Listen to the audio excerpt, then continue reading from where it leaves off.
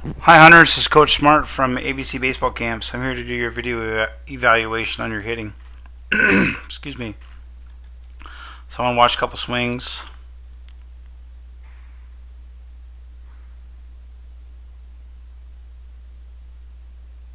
Okay, so let's talk about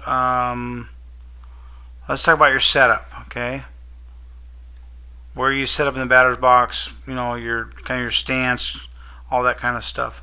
Okay, so first thing I see is your feet seem to be a little bit closed. Okay, we want to make sure those feet are parallel. Okay, starting off, you know, a little bit closed or a little bit open is not horrible, but you just got to make sure that when you take your stride that you're landing in the same spot every time. Our feet, Hunter, are the foundation of our swing. If those feet aren't repeatable, they're not starting and landing in the same spot every time, it's hard to expect the rest of our body to kind of follow suit. So we have to make sure that our feet are starting in the same spot and they're repeatable. Okay? So let's see what you do with your foot. Okay? So, okay. First thing, just a gigantic red flag here, Hunter, is what you do with your front foot. Okay? Opening your foot like that is going to be just, it's going to cause you so many issues, buddy. I mean, I can't even begin to describe how what that does in a negative way to your swing. Okay, number one, it's going to predispose you to have an open front hip. And when you have an open front hip, it means your front side, all the hitters talk about their front side, your front side is going to fly open too early. Okay, and you're never going to be able to hit any kind of pitches that are on the outer half of home plate. And that's a big deal. Okay, so first thing off we got to do is we got to get your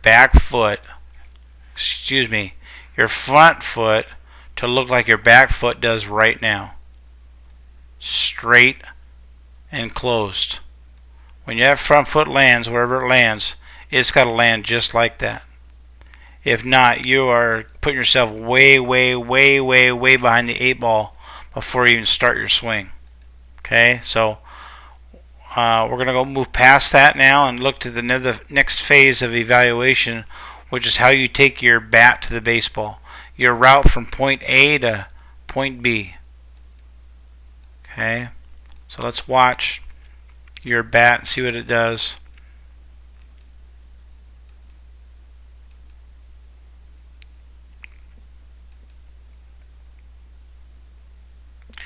Okay, so from a route standpoint, Hunter, not too bad a job there.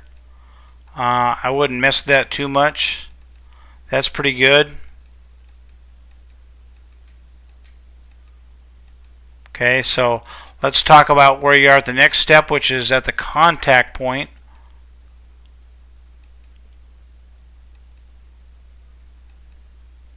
Okay, so here you are. Let's talk about the good things that we have here. Number one is you're doing a pretty good job with your backside.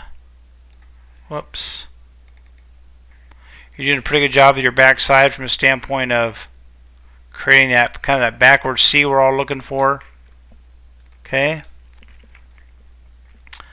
You've got done a pretty good job here with your L. If I could make my magic marker work, there we go. That's pretty good. This arm here, Hunter, not as good. It looks like you have a little bit of a bow in your arm. Okay, this arm, at this point in your swing, this arm shouldn't have any bend to it. Okay, it shouldn't have any bend to it. It should be straight. So, and the sad part of this, buddy, is that you do such a good job with your back knee, but you're just wasting it. You're getting nothing from here on down out of your swing. Zero. All because of that front foot. Okay? If you don't take your back knee and push it against something, the energy you created just goes out the window, straight out the front door of your swing. We have to capture that energy between our legs by closing off that front foot and making this leg firm and hitting against that front side. But right now you're pushing against nothing. I don't care where you're at right now, Hunter. Stand up. Okay? And pretend like you're going to be a pitcher right now. Okay? So as you go to wind up, I want you to take your glove side, whatever side that is, I want you to put it right against your body, against your side. And then throw a pitch. Do you feel very powerful in that position? Probably not. Okay, that's what you're doing as a hitter when you let that front foot open. You're not hitting against anything. So you're going to get robbed of any chance of having power as a hitter, no matter how much bat speed you create, by you just using your upper body to hit with. So you could hit the ball a lot farther, a lot harder. All those things would go for you if you can get that front foot closed. Okay? So let's take you back down to contact again. Okay, and the next thing is, buddy, is that, okay, where you are right now, well, actually, it's one click back. Right there. I want you to look at where your chest and belt buckle are. Okay? Buddy, that's where you need to be when you're making contact with the baseball. Right there. I want that belt buckle facing where the second baseman would be playing on a field. But what happens to you is you over-rotate because that front foot and your front hip's already so far out of shape that you rotate on the baseball, you open your front side, and what ends up happening is you get your chest and belt buckle facing the shortstop or the pitcher or maybe even the third baseman. And you say, so what? I hit the ball pretty good right now. Well, I bet you do. But Hunter, let's look at the big picture. I'm your mom and dad, whoever's helping you become a hitter. Look at the big picture.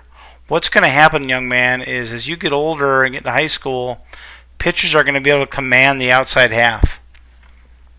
Okay, they're going to be able to command the outside half.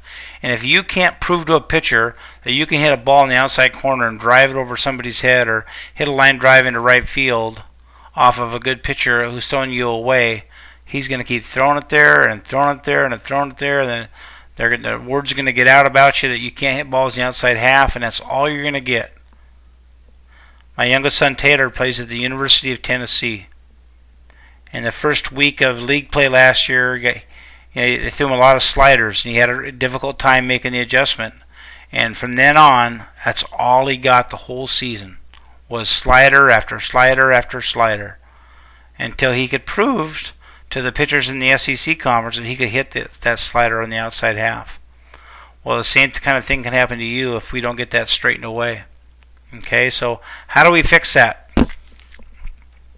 Taylor, my son at Tennessee, had some of those same issues. So what I did for him is I built a stride box for him. Just something out of 2x4s. I went like that, and then we went another one back here, and then we made a piece in front